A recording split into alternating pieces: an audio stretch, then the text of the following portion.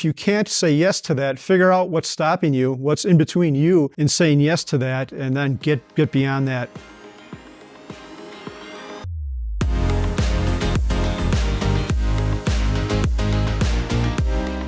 Has anyone seen, there's a great movie, it's one of the best films of all time. Has anyone seen this?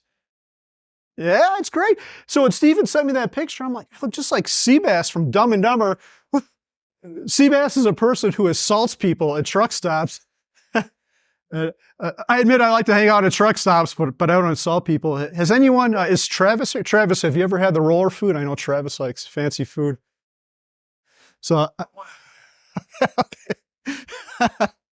I've always been intrigued by this. I've never had it, but I do admit I'm food roller curious. I don't know what number 2 is, but yeah, let's get into the talk. I'm going to tell you how fire changed my money, my life, and me, and then we'll talk about you. I really, despite all this, I really don't like talking about myself, so this is kind of strange.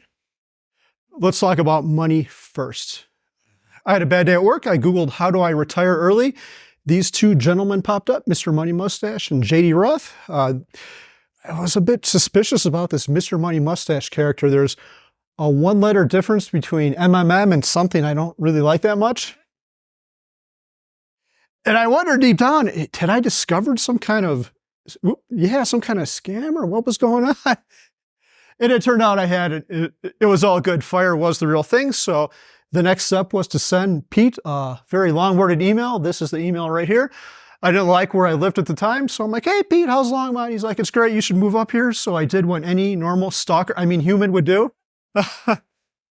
I sold my nice 4-bedroom, 4-bath house in Parker and bought this 2-bed, sort of 1-bathroom house in Longmont, kind of close to Pete. This house had issues. That tree right there had infiltrated our sewer line, so it quickly became a 1-bath house to a 0-bath house. It gets worse. I made this discovery after going to the Great American Beer Fest. Has anyone been to that? And at 1 a.m., we were driving back, and I asked the designated driver to stop at Taco Bell. 6 hours later, I discovered the toilet didn't work anymore.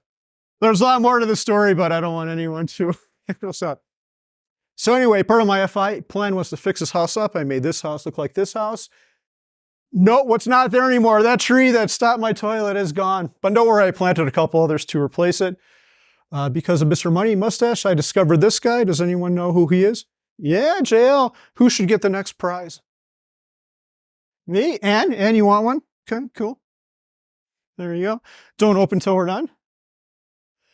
This guy taught me about index funds. I had no idea what an index fund is before I discovered him. And also note, if you do something ridiculous, I will take a picture and I will use it in a future presentation, just like this guy here. This is Kevin, the Financial Panther. Yeah, I feel we've gone through all this. We all know what index funds are. We all know about the 4% rule. So I'm going to stop here with the money part. Next, I'd like to talk about my life. Diana, this is a beach in Hawaii I got to tell you about. You're going there in June. It wasn't in the guidebooks. I just discovered it by myself. So see me after the talk. For this part of my talk, I decided to go through all my pictures since I went back to the first day I quit work and looked at every photo I took and went through all these. And I thought, what's going to be the first picture I took after I quit my job? It's going to be something epic like a sunset, or maybe I'm going for a walk with my kids or something great. And this is what it was. It was me sending my work laptop back to my work. It got so much better after this. I got to take my kids to school every day. And then I guess I went on all these crazy travels. Here's JL at his house in Wisconsin. I went to visit Leaf, physician on fire, at his house in Michigan. I went to Maine to visit another Phi Fred. Yeah, that was my idea, not hers. These are the frugal ones. I got to go to Vermont and see them. Edinburgh to see the Bad Scientist and his wife. And then I got myself another job unintentionally. I'm a co-owner of the co-working space in Longmont with Pete, but it's not really a job because we have a lot of fun there. I found myself another job. We decided to fix up yet another house, which may or may not have been a good decision. I was telling Patrick and Julie about, bending this piece of Trex was one of the most miserable experiences of my life. I think it almost led to a dissolution of my marriage, which we were filming at the time, so I could show you if you're interested. it turned out okay. That's the final product. The only thing worse than bending trucks is running a half marathon. And Rakesh, you ran one for fun like yesterday morning, right? That's insane. This was horrible. I'm never doing this again in my entire life. So I got myself in a better shape. I've got a podcast with Doug. Well, Elon Musk was still cool. I have a friend who works for Tesla. He got me in to see Elon Musk and go to this big fancy party. And then kind of these strange media appearances. That's Ryan Warner. I was on Colorado Public Radio. And then recently I was on Good Morning America. Does anyone still watch TV or that show? I hope not. It wasn't that great. So I was just thinking about all this and yeah, there's you, Mark. So a lot, you should see some of the other ones. I'll save those for later. So I think about this community here too, and I think about some of my work experiences, and you go to a work conference and be like, hey, we'll talk after this and I'll see you, blah, blah, blah. And then you never see that person again in your life. But this is different. There's me with Rakesh in New York and Mark in Crescent Butte, Diana in Ohio, and Chris and Deb in Texas, Brandon at the HQ. And I think that's when Doug invented the Doug Shake. Do you remember that, Doug? Doug, do you care to show it now? Or? Okay. I don't know where that picture came from.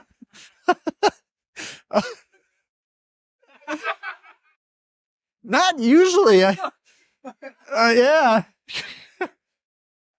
And then I looked at a bunch of other pictures, and what's kind of shocking to me is my whole life is kind of built around people I've met in this network. And there's a lot more to it than that. There's a lot more that I just haven't captured a picture of you in a bathroom yet.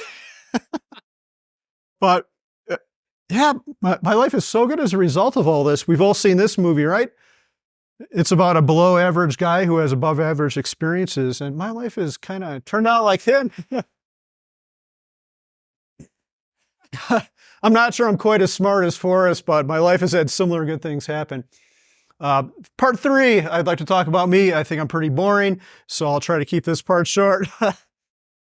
I have a couple other things in common with Forrest Gump. When I was a kid, I actually had to wear braces just like that. It was so embarrassing. I think for 2 years of my life, 5th and 6th grade, I didn't get asked to the square dance, which is okay. Square dancing kind of sucks. Sorry. The other weird thing about me as a kid, they think I had some kind of brain damage. I actually could not talk. I stuttered and I couldn't get certain words out of my mouth. Any word that started with SH was a no-go, so I couldn't say the word shirt. I remember these words would come up and I'd have to think of some other word because I couldn't get that out of my mouth. It was pretty strange, but yeah, my dad also had issues. He was a bit of an alcoholic and a depressed person. So all this led me to become, I don't think, a good adult. I was kind of scared, anxious, not the person I was supposed to be. This led me to do 2 things as an adult. The first one was to find a really good job, make a lot of money, and hoard it because that was my security blanket. But the other bad thing was I kind of always felt like a weirdo, a bit maladjusted, uncomfortable around other people because of the childhood trauma. And then I met this guy in 2016. Does anyone know who he is? Yeah, okay, so I have one more. You already got a prize. No more for you. Who should get a prize? Becky? Cool. There you go. No opening yet?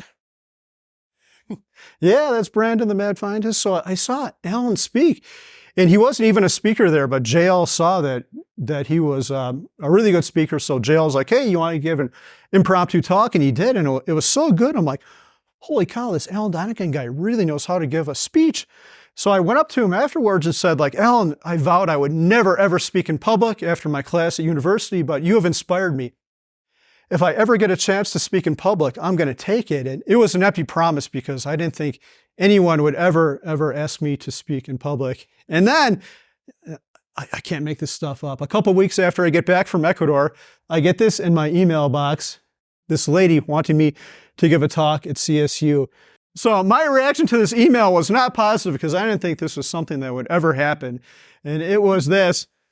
I told you a moment ago how I couldn't pronounce SH words as a kid. I could pronounce them real well now. But I couldn't let Alan down. I had to do it. So I went up there and did it. And well, the first thing I did was I recruited someone else, my wife. Yeah.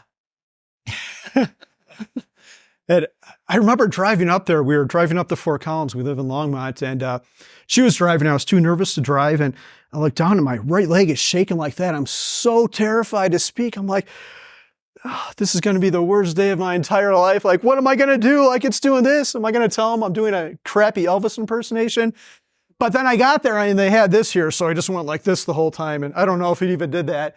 And actually, the talk, it was pretty bad. But I lived through it, and I guess it could have been worse, although I'm not sure how. A couple months after that, Steven said, "Do you want to speak at CampFI in Florida?" I'm like, sure.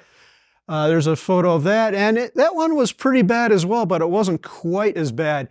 The thought I had after this is I need to keep doing this because I feel a little bit better as a person. I'm a little bit more confident. I get a little bit better at the public speaking. And I think if I continue to do this, I'm going to grow as a person. Eventually I did it right here. What did I meet you in, like 2019 or whatever? So I met this phone entertainer. So I gave my talk, and this phone entertainer, Diana, comes up to me and says, "I'm doing this economy thing. There's going to be hundreds of people there, and da-da-da-da, and I really want you to speak at this." I'm like, wait, you want me to speak at this? I had two thoughts about Diana at that point. The first thought was, she's crazy, because why does she want me? I just gave a talk where there were dinosaurs and fart jokes in it. The other thought I had is maybe she's trying to pump up my ego to get me in on some MLM. So I told Diana, I'm not going to do it. I think you need to find a bigger personality. I'm not going to be the one that's going to help you sell hundreds and hundreds of tickets. But I don't think I ever told this. Deep down, I really, really wanted to say yes, but I just could not. But I also told myself if she would ask me again, I would say yes immediately. And she did, and I did. And there I am on the economy stage. And the crazy thing about this is at CSU, that first time I spoke in 2016, there was 10 people in the audience, and I was freaking out. This time I went on stage, and I wasn't afraid at all. So I'm so thankful because the FI community has allowed me to grow. When I was at the Chautauqua, where I met Ellen Donegan in 2016, Jim Collins' wife was there, and I saw her shortly after I gave this talk, and the thing she said to me, which is probably the best comment I ever got, she said, "Carl, when I first met you in Ecuador, you were kind of like this silent, like blob person. but now you're kind of nice. You have like personality and stuff." I'm like, that's great. And that's all because of these opportunities I've had. And I'm a completely different person. I wouldn't trade the past 10 years for anything. Now I've got some thoughts for you, and then I'll shut up and we can have a conversation. I said this when I introduced myself. The best year of your life, unless you're Katie or Jessica or maybe one of Rakesh's children, the best year of your life is the next year. Don't wait any longer than you have to. Would you rather be rich at 80 or have a rich life at 40? I don't care if I have money when I'm 80. I hope I'm still alive. I feel like I'm repeating what Diana said, but I was in Los Angeles, and there was this 29-year-old guy I met. I want to say kid. I guess I'm old now. And he's like, "Yeah, I work for SpaceX. I've got $1.2 million saved up. I'm not even 30. Like, I have no expenses. I've got this rental house, but I'm worried if I quit, I'll have no money." I'm like, "Dude, you work for SpaceX. You're 29 and you have $1 million. I'm pretty sure you'll be able to figure out another plan if Elon Musk fires you. You're going to be okay." And this, it's like Diane and I collaborated on it. I used to love certainty in my life. I used to love knowing where I'd be in 5 or 10 years. And now I think the uncertainty is the best part of my life, because all these crazy things have happened to me, and they wouldn't have happened to me if I had a job and had to work full time. I just wouldn't have had the time to do any of these things. I love this whenever I talk about FI. Brandon, are you here? Do you have a good what if? Brandon's got a really good whiny voice, which is a compliment. Do you have a good... Not his normal voice when he tries to be whiny. Just let me clarify. What if my house blows up?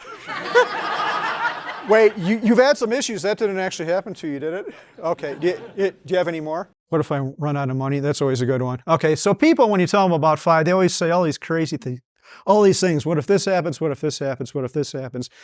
To that I say, well, how about this? What if you actually weren't afraid? What if you started thinking big? What if you live a life true to your values and your dreams? And what if you do all that and it's amazing? This morning I was out for a hike, and I was looking around. I was by myself going through this talk, and the thought I had in my head was, if I died this afternoon, I wouldn't be happy knowing that, but I wouldn't have any regrets either. My life has been so good, especially the past 10 years, that I'm so fortunate to be able to say such a thing. And I'm curious, would anyone else say that about their life right now? If you died right now, would you be happy with the way you lived? Okay. I don't have any more gifts. Sorry, Mark. So I would say my task for you is, if you can't say yes to that, figure out what's stopping you, what's in between you and saying yes to that, and then get beyond that. That's all I have. Thank you.